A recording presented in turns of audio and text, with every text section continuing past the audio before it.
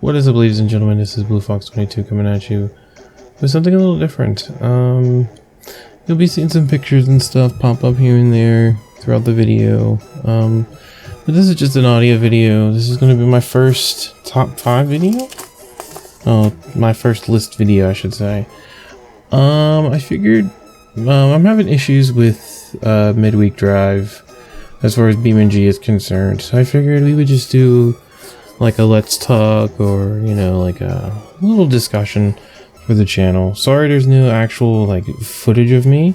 Like I said, I'm going in my update video that I made recently. I'm trying to save up either the Patreon funds or, you know, use that towards getting a webcam. So if we do have more, you know, discussions and stuff like this, we can actually sit back and talk ourselves.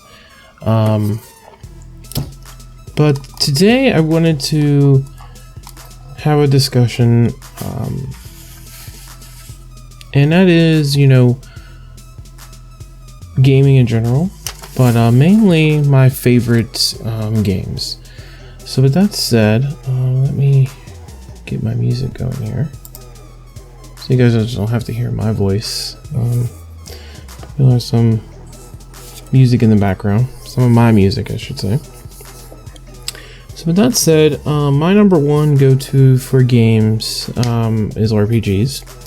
JRPGs, action RPGs, but just role-playing games in general. Like I was saying, you know, I do like games like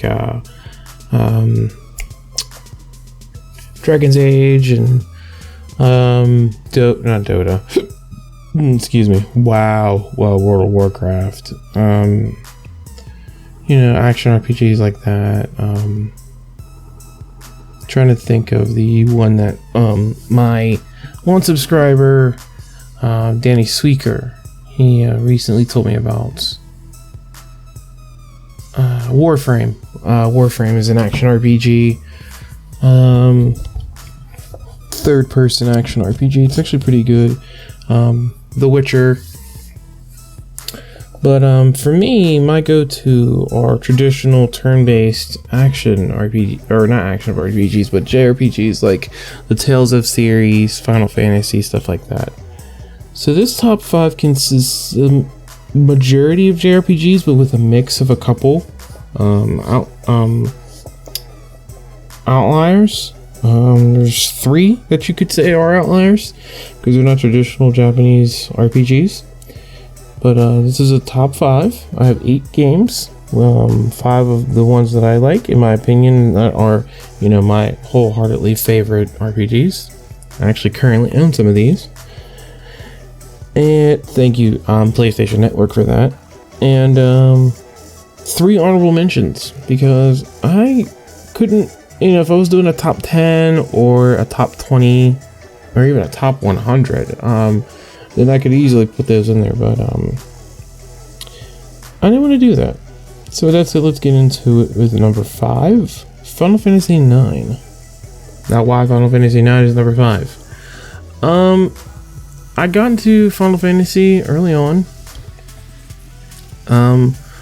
Back in 97, my uncle bought 97 going into 98. My uncle had bought a PlayStation. Old school gray box PlayStation 1, and I was instantly hooked. The first games he bought were Crash Bandicoot. Was it Crash Bandicoot? No, I can't remember if it was Crash Bandicoot or not, but I do remember he got Tomb Raider and Final Fantasy 7, and he didn't like Final Fantasy 7 because it was too much reading and he felt that it was too long. He just couldn't get into it, but I could. And the minute I played Final Fantasy 7, I was hooked. I loved it.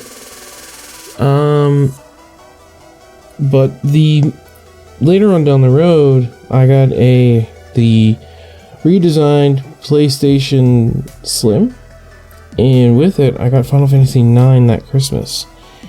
And yet again, instantly hooked. I loved it.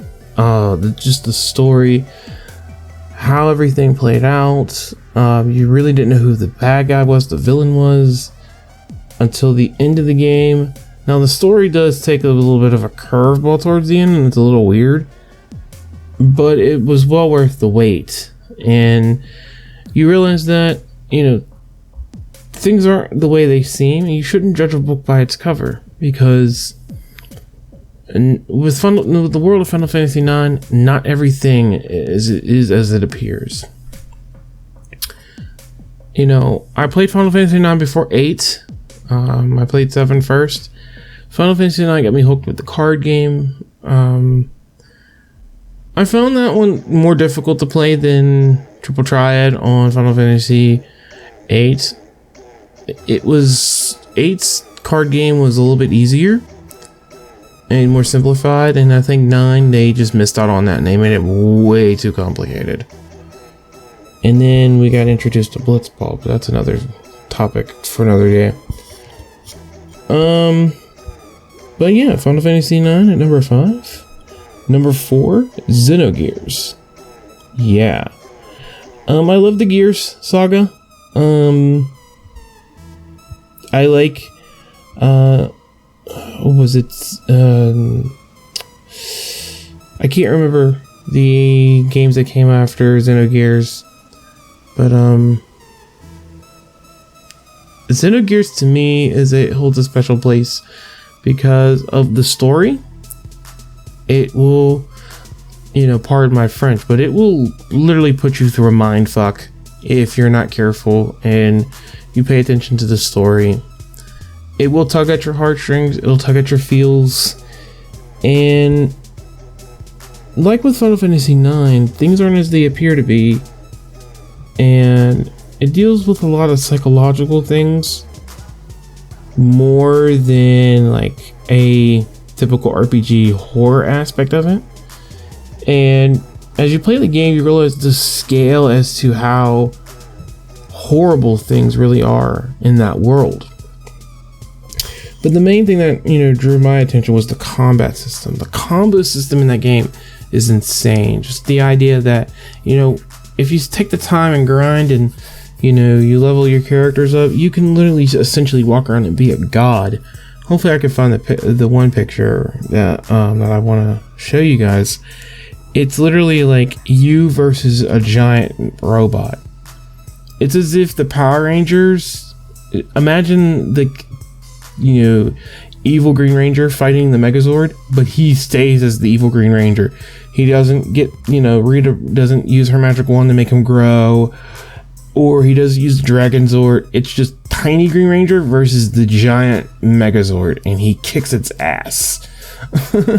Like, yeah, it's like that scale of badass. You know, and because of that, I loved Xenogears. The combo system was amazing. The ether system, which is their version of magic. Sorry about that. That was awesome as well. But when you finally get your gears and you get them souped up and powered up, oh, yet again, just amazing. Now, I didn't like how they did the gear system as far as combat was concerned, because I find myself more often than not using their ether system rather than using actual combat, because it just seemed like once you got your gears, they took the complexity of the combo system when you're not in your gears and dummied it down for the gears. And to me, that was a negative nick in the game. Other than that, though, you know, it still holds a special place in my heart, because me and my childhood friend, you know, we played Final Fantasy VII. We played another game that's going to be on this list. You guys probably kind of figured out where Final Fantasy VII's at. But and we played Xenogears, and we played Final Fantasy IX. There's another game on here that's an honorable mention we also played. But yeah, Xenogears at number 4. Number 3, LOD, Legends of Dragoon. The Legend of Dragoon, I am wholeheartedly a fan of. Story's a little out there, it's a little weird. But yet again, like with Xenogears, that combat system doing additions, being able to strike your opponent multiple times. It drove me wild for how crazy you can actually get in that game. And if you take the time and effort to save up the money and you bought a particular sets of armor, you can literally break that game in half. You can break it in half by just getting a couple items, but then just getting the legendary gear on top of your legendary weapons, well, your ultimate weapons. Of course. Give me 1 second, ladies and gentlemen, I'll be right back. Alright, ladies and gentlemen, sorry about that, I am back. But like I was saying, Legend of Dragoon, I'm not gonna spoil it for you. I want you to go out and get the game. It's actually pretty cheap on PSN for a digital copy. I have no idea what a physical copy would run nowadays, but yeah, trust me, it's one of those RPGs where if it does have its moments where it can get kind of boring and tedious, because there's times where there's just exposition dump and they force feed it to you, but it's worth it because the payoff is so amazing and the story is actually pretty good. And that's the main thing for a lot of these games that are on my list, is the stories are amazing. They're really, really good. Alright, so that was number 3. Number 2. Now this one's gonna be a shocker because the first one is more RPG based, and the second one is more action RPG based, and that would be Parasite Eve 1 and 2. Now we'll talk about Third Birthday in a minute. Melissa, oh my, just that game is amazing. Brea, that girl goes through hell and high water. And when I heard about Third Birthday, which is technically the third entry into the series, making it a trilogy, but I don't like the way they went with Third Birthday. First of all, it's a PSP only title. It was never released for PlayStation, PS2, PS3, anything. It was on PSP only. And they somewhat made her a wimp. In Parasite Eve 1 and 2, she was this strong, independent, powerful female character. She was a kick-ass female role model for girls to look up to. Granted, some of the concept art and stuff that they did over-sexualize her a lot. And that's not what Aya was like in the game at all. And that kind of pissed me off a little bit. But I can see where they were getting at, because like with Tomb Raider and Lara Croft, sex sells. But that besides the point, and I'll have a photo of one of the title cards that they had going around for a while for Aya. Don't get me wrong, it's a sexy fucking photo, but it goes against her character. It rubbed me the wrong way when I saw it.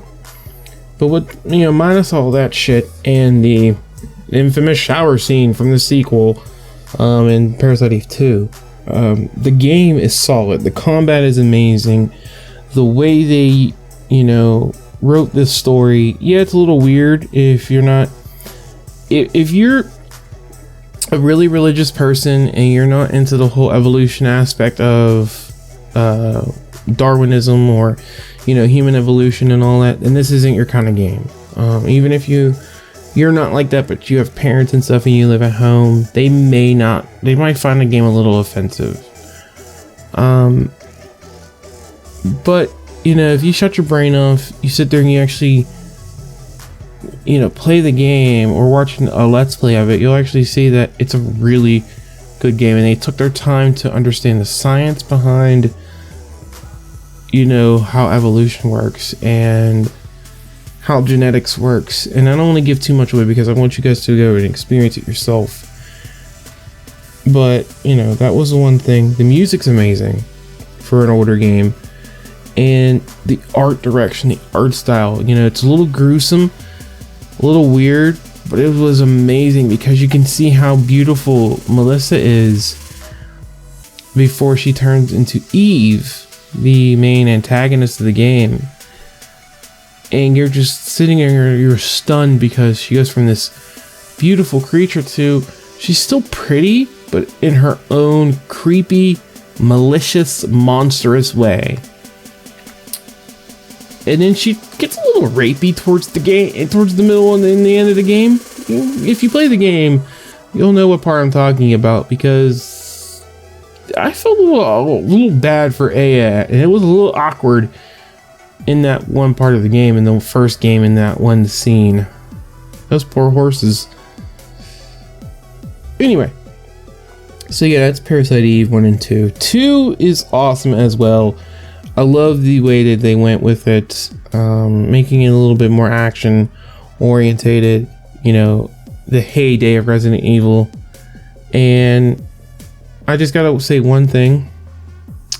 When it comes to Parasite Eve, Aya is one BAMF. For those of you who don't know what BAMF stands for, badass, pardon my French, badass motherfucker. Yeah, Aya, one badass motherfucker, especially if you get that damn gunblade from Final Fantasy VIII. It's a pain in the ass to get, but it is well worth it because, oh boy, I don't want to spoil it for you. It's just, like I said, it's well worth it. Now, the puzzles in 2 can get a little daunting, a little tricky, if you will. And the sequence for how you have to get in order to get a perfect game can be very, very, very daunting. But like I said, the games are well worth, you know, trying it out, at least, you know, giving it a look-see and all that. Especially 1. If you play 1, you're gonna get hooked and probably end up buying and playing 2. So before we get to my number 1, a few honorable mentions here. Honorable mention number 1 is Vagrant Story. Now, I borrowed this game and experienced this game. My uncle had a friend of his staying with him for a little while, and he had this game, and Vagrant Story was amazing. You know, the story, the premise of everything. I was a little young back then, and I can't remember it too much, but, you know, after a while, I was like, hey, what was that game again? Oh yeah, let me see if it's on PSN. I went and looked on PSN, and it was there, and you know, I was like, you know what? I got a couple bucks, I'm gonna get it. Bought it for dirt cheap. I think it was like $2, something like that. And I don't regret getting it because the game, the crafting system alone is amazing. You can sit there and just spend hours crafting weapons, and you never know what you're gonna walk away with. It could be something lame, or you could, you know, end up making the world's strongest dagger, you know, or, you know, this badass spear. It's well worth an investigation. It's well worth a little bit of research to figure out what the game is like. And I would say, if we still had a renting system, I would say rent it. You don't need to own. Give me 1 second. Alright, sorry about that. I hate it when they do that and they know I'm recording, but they don't care. This is why I'm dreading doing a live stream for the channel. But anyway, so yeah, that was Vagrant Story. One of those niche games that I guess a lot of people don't know about. And that's the main thing about my channel. I like to talk about games that don't get a lot of hype, or I don't see a lot of LPs and stuff on them. I like to bring to the table forgotten games that don't have a lot of following to the channel. That way Wow, that was really loud motorcycle. I can never win. You know, games and stuff that people would either find weird or it's like, oh, I didn't even know that was a thing. So yeah. Alright, honorable mention number 2 coming in is Wild Arms, the entire series. The music. Oh boy, the music. I love Wild Arms. Back in my middle school days, the 3 games that I played was Final Fantasy VIII, Wild Arms, and Wild Arms 2. Loved it.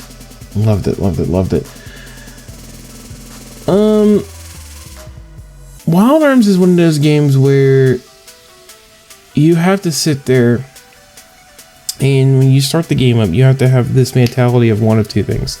Either A, I'm going to sit back and enjoy the story, or B, I want to just blaze through the story and just kick ass and ask questions later. When it came to Wild Arms, I did both because it was well worth it.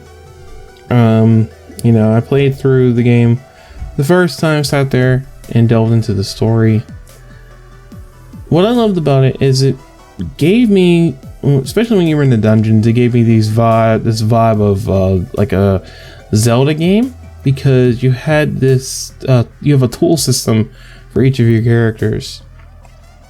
And it was, you know, they started this style of started in the game, you know, you play as each individual character first, and these, you know, the 3 main characters, depending on how the game was set up, they each had their own individual dungeons at the beginning, and you found out their motivation and their reasons why they, you know, they're looking for arms, or, you know, they're in the situation that starts the story off to begin with.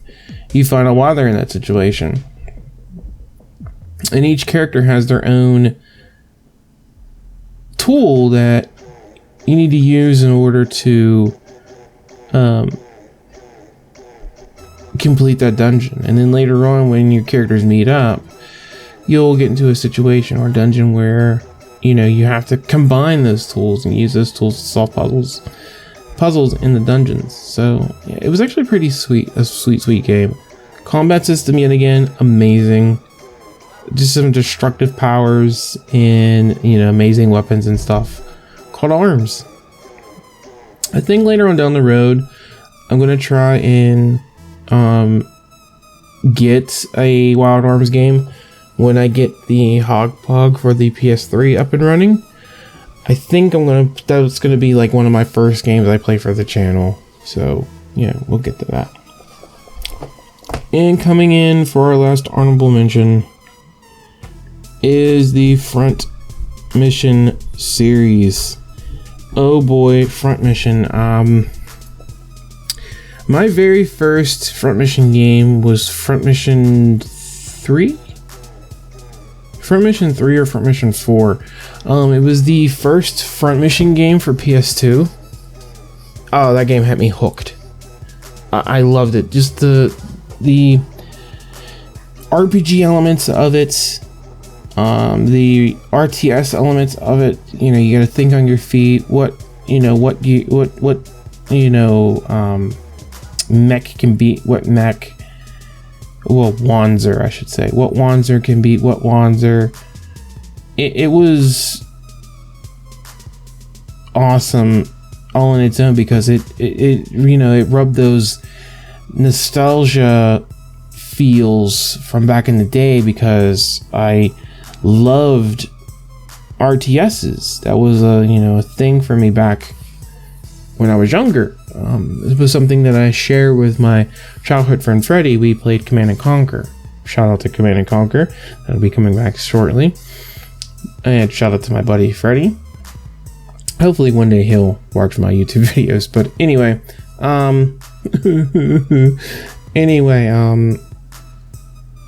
Front Mission just, it made me feel really good, because it was everything that I wanted in a game and then some.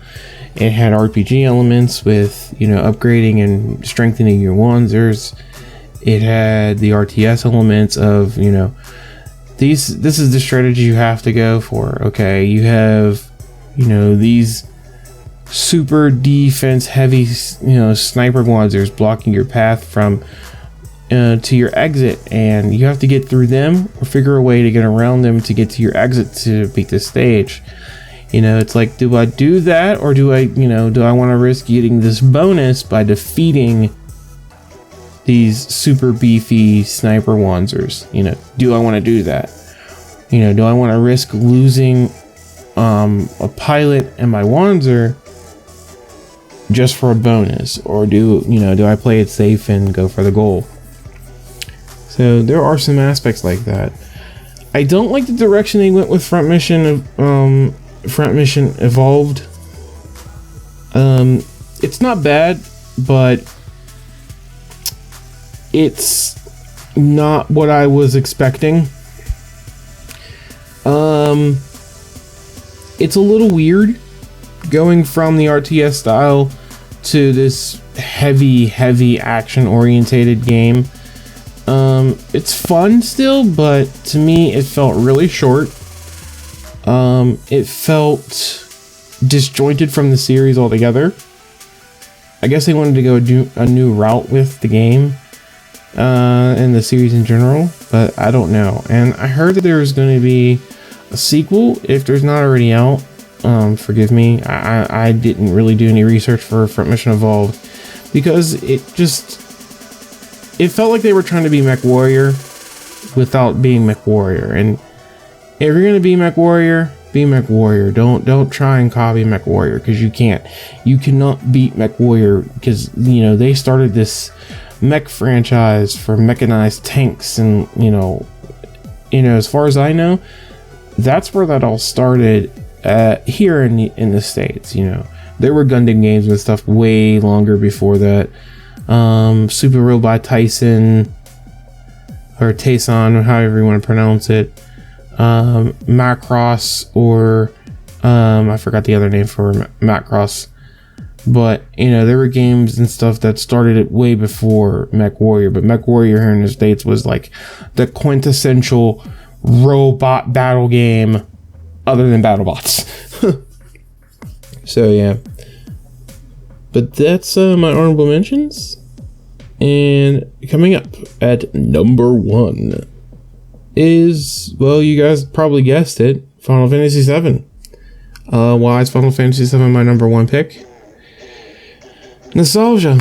Like I said, it was my first RPG. I got my friend Freddie hooked. He loved the game too. And I played through that game, and I'm sorry, but Sephiroth, to me, he is just one badass motherfucker. He is the quintessential definition of BAMF.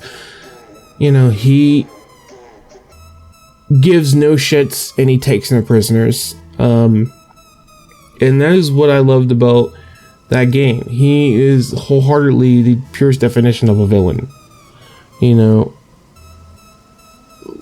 we all say that, you know, what right and wrong, good and evil, there's a fine line between it, and it's perspective.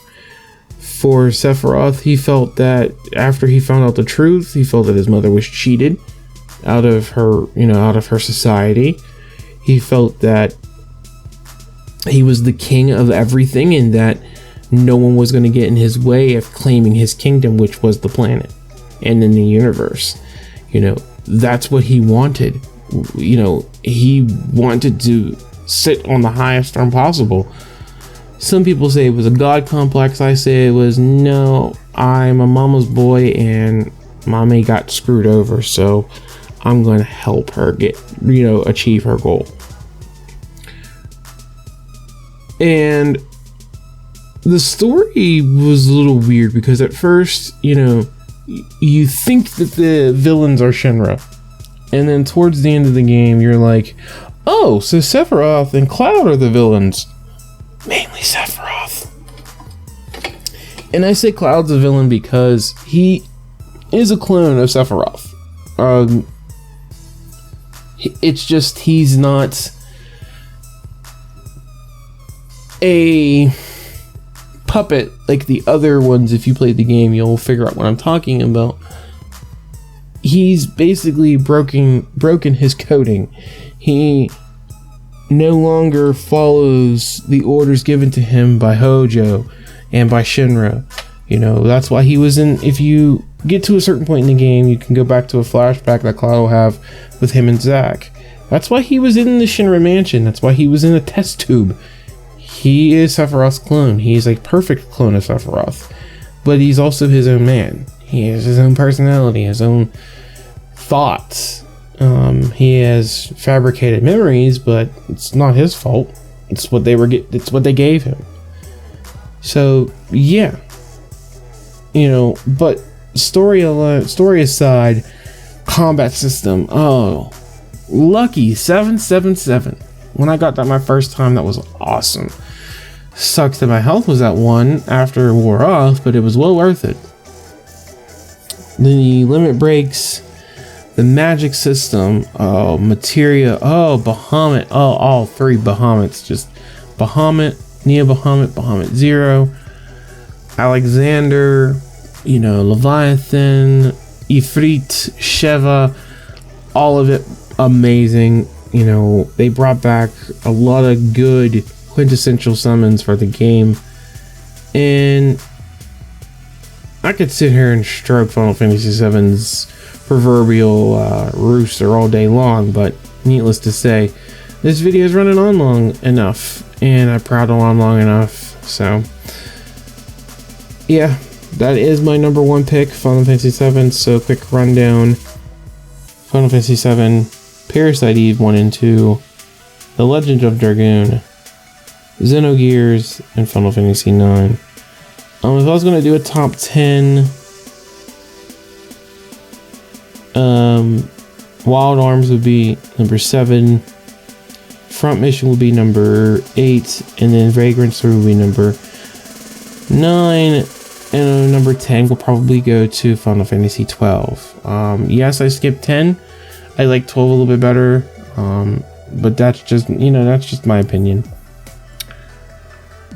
So, you know, let me know, ladies and gentlemen, if you enjoyed this kind of video. I'm going to edit this together, and hopefully this will be up on Wednesday for you beautiful, beautiful people. Alright, ladies and gentlemen, I've prattled on long enough. Let me know if you enjoyed this video, and if you want to hear more. I can do my top 10 favorite action games, horror games, stuff like that. But with that said, I've prattled on long enough. I'm your host, Blue Fox 22, aka Michael Gardner. As always, stay safe, stay healthy as humanly possible, and above all, stay foxy. I will see you all in the next one. Bye bye.